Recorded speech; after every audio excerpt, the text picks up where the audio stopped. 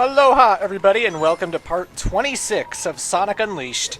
So we just finished the nighttime stage of Shamar, but we're not done here yet because this place houses a temple, and in order to go and restore the Chaos Emerald, we have to go face off with the Dark Guardian. But first, the record. Now we face off with the Dark Guardian.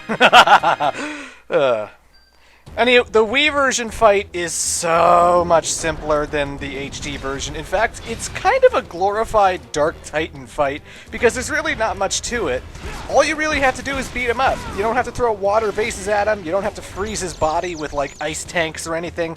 Just beat him up till his health is down. Now, he does have this big fuck-off hammer that kind of makes the werehog dizzy when it hits him.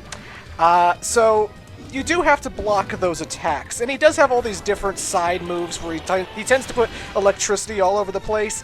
Some commenters told me he actually has a quick time event move, but it's never happened to me in like the 4 times I fought this guy, so I don't know, I guess I was lucky and never saw it. But all I do, you hold the block button when he's about to attack you, and then once you block his attack, just go in for some more and beat him up again. And once he tries to attack you, block, whack, whack, whack. Oh, he's attacking. Block, whack, whack, whack. And, yeah, this is the boss. I'm not kidding. It's pretty much that easy. I beat him in under a minute. What the hell, Dark Guardian? Is that all you got? So yeah, that's the Wii version. Just a straight-up fight. You know, block the attacks, no problem. You have 5 minutes to get an S rank. You'll probably get it. The HD version is a little bit different, though. The Dark Guardian cannot be whittled down simply by pure strength and brawling alone. Now, the gimmick here is that the Dark Guardian's health keeps regenerating, and in order to take away his health permanently, you have to push these giant blocks across the arena and take them to this blue pathway. And once the blocks are on the blue pathway, they go all the way to the back, and then they shoot a surge of energy through the Dark Guardian, thereby eliminating his health permanently, so you can beat on him a little bit. As always, because this is the HD version, you might want to look out for Sun and Moon medals. I didn't. I forgot to. And also, there's a few medals that are kind of annoying to get. Like, there are medals hanging high in the sky, and so you have to sort of push the blocks around and then jump off the blocks in order to reach them. And I was just like, I don't want to do that. I'd rather just go for the S rank and kick ass. I mean, what's 1 sun medal, really? What's 2 sun medals? I'm surely gonna unlock the last Gaia Gate without him. Screw it. So obviously there are all these gates that keep popping up. They are going to impede your progress, so you do have to watch out for all the enemies that spawn in during the arena. They're going to try beating you up, and they're going to try pushing your blocks all the way down. God damn it, stop pushing my block, you piece of shit! So, they can push the block all the way to the opposite side of the arena, and you do have to wait for some of the gates to go down before you can push it further. Again, you beat up the Dark Guardian, he stays stunned for a bit, but he's not going to stay down forever, and his health will regenerate, so you do need to push these blocks into the blue area. Again, I don't know what these blocks are for. I don't know how this whole thing is set up, but, man, apparently these blocks are crucial to the Dark Guardian's health. Who knew? Also, you may have noticed all of the dark monsters that the werehog has to fight, they've all been elemental up to this point. The Dark Gaia Phoenix has fire, the Dark Moray had ice, and the Dark Guardian has electricity. So how about that? I don't know what that's supposed to be all about, but apparently Dark Gaia could just give monsters elemental powers. Or maybe they already had the powers to begin with. I don't know. So here, I'm just waiting for the gate to go down so I can push it further and get it to the blue. Otherwise, though, it's a pretty simple fight. The enemies that spawn to try and stop you and to try and pushing the blocks around, they're fairly weak. They feel like Apatos enemies in terms of strength, so you shouldn't have too much trouble kicking their ass. And, you know, once all the blocks have been destroyed, you just gotta wait for him to get his ass kicked one more time. I don't know why I can't kill him now, but apparently I have to wait for his health to regenerate. There, you got your sliver. Time to die. I know little girls who are better with a hammer than you! Well, one anyway! Oh, snap! Oh no, he didn't! Though in reality, Amy Rose probably could have kicked this guy's ass, no problem. But yeah, ladies and gentlemen, we beat the Dark Guardian! We're gonna restore a Chaos Emerald!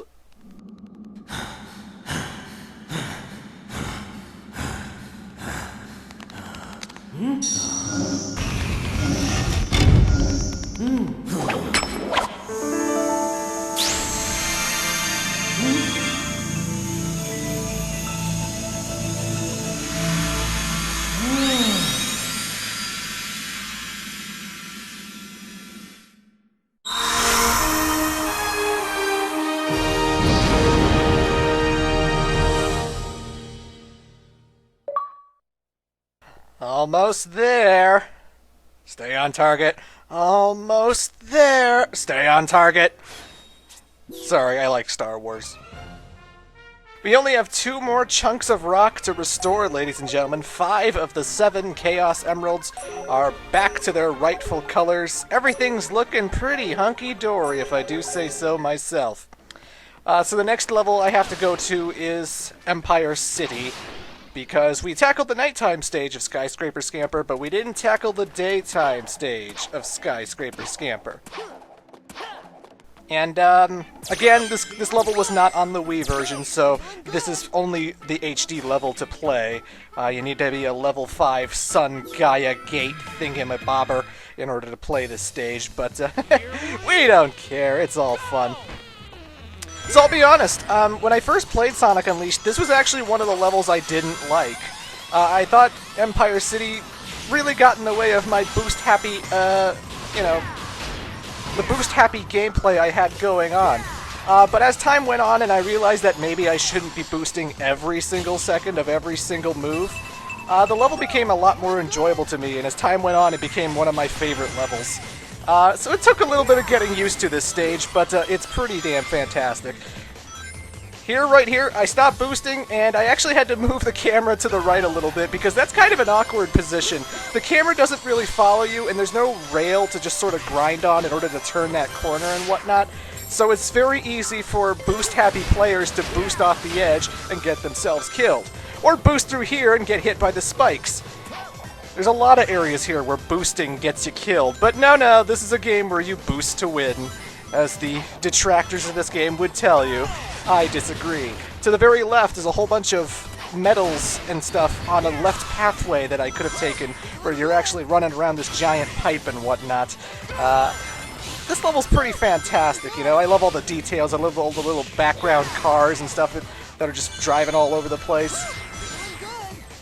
And once again, it's a level that, you know, you don't have to boost everywhere. You can just slow it down and you still have the full experience. You can see things coming. I never find this game that hard, honestly. You know, I certainly acknowledge that it's harder than Sonic Generations, but it's not to the point where it's like, oh man, I died so many times on one level. Well, maybe the final one. But not the regular stages. The regular daytime stages I don't find are trial and error at all, you know? And I know I just went on a big spiel in the Shamar levels about how this game's kind of trial and error, but I personally never had that experience. So I just want to clarify that. I don't think this game's that hard. I think it's pretty fun. I think it's pretty comfortable. In this sort of Mach Speed section, again, you can't stop until the green laser robots are gone, but they like to drop not only the lasers they've been firing since Begonia, but they also shoot these napalm firebombs along the track, so you gotta watch out for those. And they also drop these little electric, I guess, tire bursters kind of things. You know, tire traps. I forget what they're called.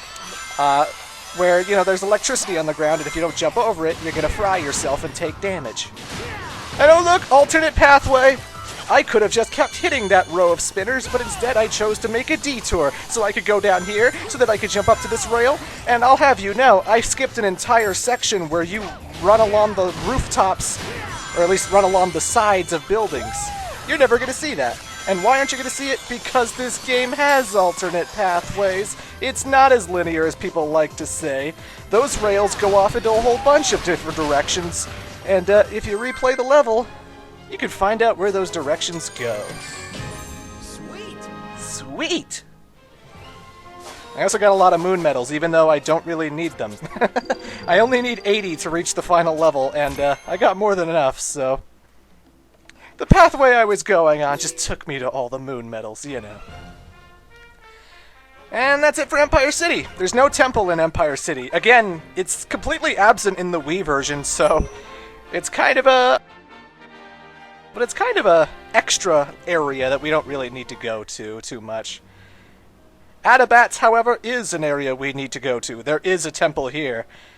Adabat is the new location, the last location before the final area in the game, ladies and gentlemen. There's Tails' plane. And here's a medal. Booyah! As always, look out for sun and moon medals when you're walking around the hub worlds. I know, I keep saying this, but just do it. Just do it. Adabat is sort of inspired by Cambodia, Thailand, and Indonesia. Areas like that, you know. It's a very jungle, very tropical, lots of stone temples in the backgrounds, lots of water. And it's quite a pleasant place. If I were to go on vacation, you know, I might just crash here. Well, not in actual Adabat, it doesn't exist. But, you know. It looks like a place where they would film the Mortal Kombat movie with, you know, what's his face? Christopher Lambert and Robin Shou and... Oh, I love Mortal Kombat. Mortal Kombat, seriously, one of the best video game movies ever made. It still holds up. That theme song, those fight scenes. I mean, did you ever see that scene where Scorpion fights Johnny Cage? Ah! That scene where Liu Kang fights Reptile? Ah! I love that movie. That movie is so freaking fun. Mortal Kombat is so good.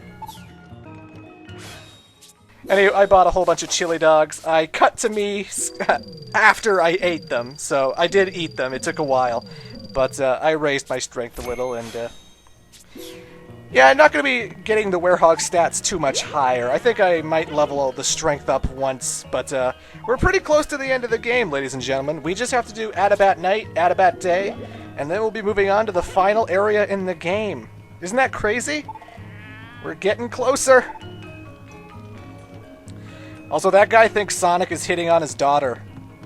Dude, we've been in an interspecies relationship with a girl before. It did not turn out well. It's kind of a shameful mark on the Sonic franchise, quite frankly. And Nintendo Power even made fun of it once. So, if you don't mind, Sonic's not going to do that. We're not interested in that. No thanks. The only level available to us in Adabat is at nighttime, so I decided to turn into the werehog, not only to get the sun and medals that are in the hub world, but, you know, once we go to the Gaia Gate, we'll be moving on to another nighttime werehog level, because I know you guys love those oh so much. 4 Wii levels, 1 HD level. And I'm sorry, they are taking up the majority of Part 27 and Part 28. I warned you that this game was going to be long. This is why it's a Dark Age game. Sometimes these games go on a little bit too long, you know? And, you know, it's true, I'm combining 2 games, but even still, it's just so much. It's just so much. Now, the werehog cannot swim at all, so those trail of rings are for boosting, because there's going to be a daytime level across the water later. But, you know.